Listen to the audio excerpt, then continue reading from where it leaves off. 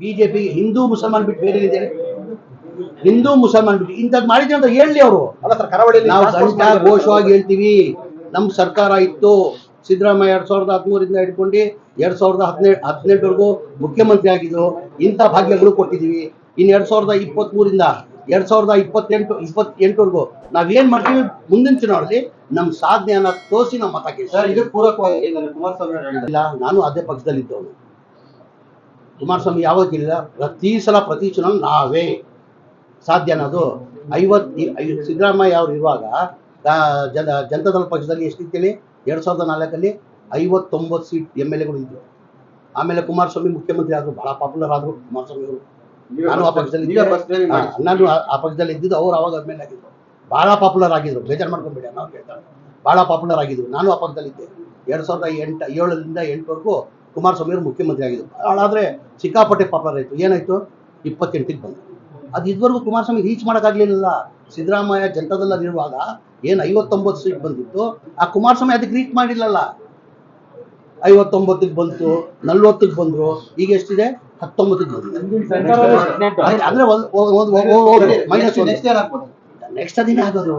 ಮುಂದಿನ ಸರ್ಕಾರ ರಚನೆ ಮಾಡ್ತೀವಿ ಅಂತ ಈಗ ನಮ್ಮ ಸ್ನೇಹಿತರು ಅದೇ ಪಕ್ಷದಲ್ಲಿರೋದು, ಆ ಪ್ರಶ್ನೆ ನಾನು ಇವ್ರನ್ನ ಕುಣಿಸ್ಕೊಂಡು ಕೇಳ್ಬೇಡಿ. ನಮ್ಮ ಪಕ್ಷ ಹೈಕಮಾಂಡ್ ಪಕ್ಷ.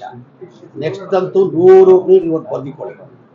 ನಾನು ಹೋದ ಚುನಾವಣೆಯಲ್ಲಿ ಏನಿದೆ, 23 ಚುನಾವಣೆಯಲ್ಲಿ ಏನ್ ಹೇಳಿದೆ ನಾನು, ನಾವು 130 ಮೇಲೆ ಬರ್ತೀವಿ ಅಂತ ಹೇಳಿದ್ವಿ. ಕರೆಕ್ಟ್ ತಾನೆ? 130, ಈಗ 145 ನಾವು 136 ಬಂತು. ಈಗ 3 ಬೈ ಎಲೆಕ್ಷನ್ ಜನ ಏನು ಗೆಲ್ಸು 3 ಸೀಟ್ ಬಿಜೆಪಿ ಗೆಲ್ಬೇಕಾಗಿತ್ತಾನೆ. ನಾವು ಒಳ್ಳೆ ಸರ್ಕಾರ ಕೊಟ್ಟಿದ್ದು ಕಾರಣಕ್ಕೆ ತಾನೆ. ಆಮೇಲೆ ಹೊಸಪೇಟೆದಲ್ಲಿ ನೋಡಿರ್ಬೋದು ಜನಸಾಗರ. ನಾನು ಅಲ್ಲೇ ಜಿಲ್ಲಾ ಉಸ್ತುವಾರಿ ಮಂತ್ರಿ, ವಿಜಯನಗರಗೂ ನಾನೇ ಜಿಲ್ಲಾ ಉಸ್ತುವಾರಿ ಮಂತ್ರಿ, ಬಳ್ಳಾರಿಗೂ ಜಿಲ್ಲಾ ಉಸ್ತುವಾರಿ ಮಂತ್ರಿ. ನಾನು ನಿರೀಕ್ಷೆ ಇಟ್ಟಿರ್ಲಿಲ್ಲ. ನಾನು ಏನಿದ್ರು 1.5-2 ಲಕ್ಷ ಜನ ಬರ್ಬೋದು. ವಾಲಂಟ್ರಿ ಜನ ಬಂದ್ರು. ಒಳ್ಳೆ ಸರ್ಕಾರ ಕೊಟ್ಟಿದ್ದಕ್ಕೆ ಕಾರಣಕ್ಕೆ ತಾನೆ ಜನ ಬರೋದು. ಸುಮ್ ಬಂದ್ಬಿಡ್ತಾರೆ ಜನ, ಅದು ಮಳೆಯಲ್ಲಿ. ಅಂತ ಮಳೆಯಲ್ಲಿ ಜನ ಬರಬೇಕಾದ್ರೆ ಕಾಂಗ್ರೆಸ್ ಪಕ್ಷ ಒಳ್ಳೆ ಸರ್ಕಾರ ಕೊಟ್ಟಿದೆ ಅಂತ ಇವತ್ತು ಜನ ಬರ್ತಿರೋದು. ಯಾರೇನು ಹೇಳಿ ಇವತ್ತು ನನ್ನ ಮಾತು ಬರ್ದಿಕೊಳ್ಳಿ. ನೆಕ್ಸ್ಟ್ ಕಾಂಗ್ರೆಸ್ ಸರ್ಕಾರ ಇವತ್ತೇನು 140 ಇದೀವಿ, 150 ಬಂದ್ರು ಆಶ್ಚರ್ಯ ಇಲ್ಲ. ಏನಾರು ಒಂದು ಮನೆಯವರು ಏನಾರು ಕೊಟ್ಟಿದ್ರೆ ನಾನು ರಾಜಕೀಯದಿಂದ ನಿರೋಧಿತ,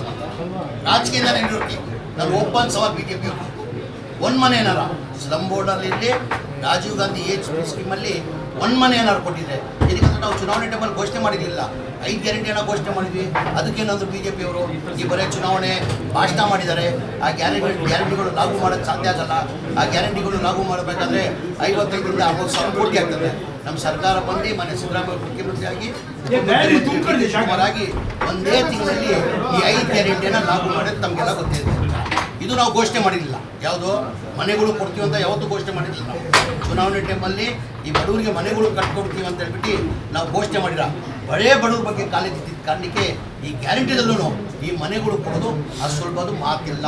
ಅವ್ರದ್ದೇ ಸರ್ಕಾರಕ್ಕಿಲ್ಲ. ಬಿಜೆಪಿ 4 ವರ್ಷ ಸರ್ಕಾರ ಇತ್ತು. ಯಡಿಯೂರಪ್ಪ ಅವರು 2 ವರ್ಷ ಮುಖ್ಯಮಂತ್ರಿ ಆಗಿದ್ದರು. ಬಸವರಾಜ ಬೊಮ್ಮಾಯಿ ಅವರು 2 ವರ್ಷ ಮುಖ್ಯಮಂತ್ರಿ ಆಗಿದ್ದರು. ಕುಮಾರಸ್ವಾಮಿ ಅವರು 1 ವರ್ಷ ಮುಖ್ಯಮಂತ್ರಿ ಆಗಿದ್ದರು. ಅವ್ರು ಬಡವ್ರ ಬಗ್ಗೆ ಕಾಲೇಜ್ ಅವ್ರು ಕೊಡ್ಬೋದಾಗಿತ್ತಾನೆ.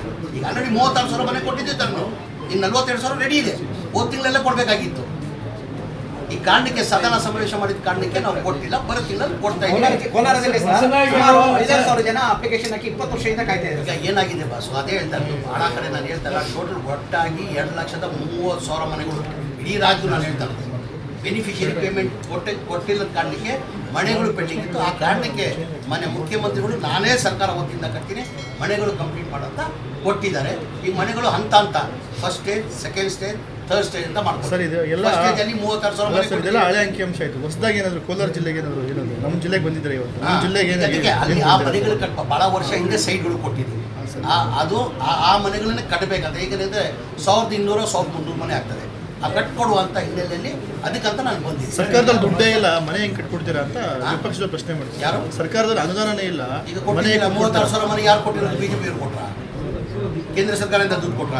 ಅದೇ ಹೇಳ್ದಲ್ಲ, ಪ್ರಧಾನ ಮಂತ್ರಿ ಆವಾಸ್ ಯೋಜನಾ ಅಂತ 1.5 ಲಕ್ಷ ನಾಮಕೆ ವ್ಯವಸ್ಥೆ ಕೊಡ್ತಾರೆ. 18% GST ಹಾಕಿ ಹಿಂದೆ ವಾಪಸ್ 1,32,000 ವಾಪಸ್ ತಗೊಂಡ್ರೆ ಆ ಕೆಲಸ ನಾವು ಮಾಡೋದು ಪ್ರಚಾರ ಇಲ್ಲ. ನಾನು ಏನಂತೆ ಅದಕ್ಕಿಂತ ಮುಂಚೆ ಈ 5 ಗ್ಯಾರಂಟಿ ಜೊತೆ ನಾವು ಇದು ಘೋಷಣೆ ಮಾಡಿದ್ವಿ. ಚುನಾವಣೆ ಟೈಮಲ್ಲಿ ನಾವು ಈ ಮನೆಗಳು ಬಡವರು ಕೊಡ್ತೀವಿ ಅಂತ ಘೋಷಣೆ ಮಾಡಿದ್ವಿ. ಅಂದರೆ ಬಡವ್ರ ಬಗ್ಗೆ ಕಾಳಜಿ ಇದೆ. ಇತಿಹಾಸ ತೆಗೀರಿ, ನೀವು ಕಾಂಗ್ರೆಸ್ ಪಕ್ಷದ ಇತಿಹಾಸ ತೆಗೀರಿ. ಯಾವ ಚುನಾವಣೆ ಬರ್ತದೆ ಜನಗಳು ಮಧ್ಯದಲ್ಲಿ ಹೋದರೆ ನಮ್ಮ ಸಾಧನೆ ಹೇಳ್ತೀವಿ ನಾವು ಇಂಥ ಮಾಡಿದ್ದೀವಿ, ಮುಂದೆ ನಮ್ಮ ಸರ್ಕಾರ ಬಂದರೆ ಹಿಂಗೆ ಮಾಡ್ತೀವಿ. BJPಯಲ್ಲಿ ಒಂದು ಸಾಧನೆ ಯಾವ್ದನ್ನ ಹೇಳಿದಾರ? ಸಾಧನೆ 0, ಬರೀ ಹಿಂದೂ ಮುಸಲ್ಮಾನ್. ಅವ ಹಿಂದೂನು ಬೇಕಾಗಿಲ್ಲ, ಯಾವ ಮುಸಲ್ಮಾನು ಬೇಕಾಗಿಲ್ಲ, ಅವ್ರು ಬೇಕಾಗಿರೋ ಅಧಿಕಾರ ಅವ್ರಿಗೂ ಸಿಕ್ಕಿತ್ತಾನೆ ಅವಕಾಶ. 4 ವರ್ಷ ಇದ್ರಿಲ್ಲ. ಬಡವ್ರ ಬಗ್ಗೆ ಬರೀ ಕಾಂಗ್ರೆಸ್ ಪಕ್ಷಕ್ಕೆ ಸಿದ್ದರಾಮಯ್ಯ ಮಾತ್ರ ಕಾಳಜಿ ಇರೋದು.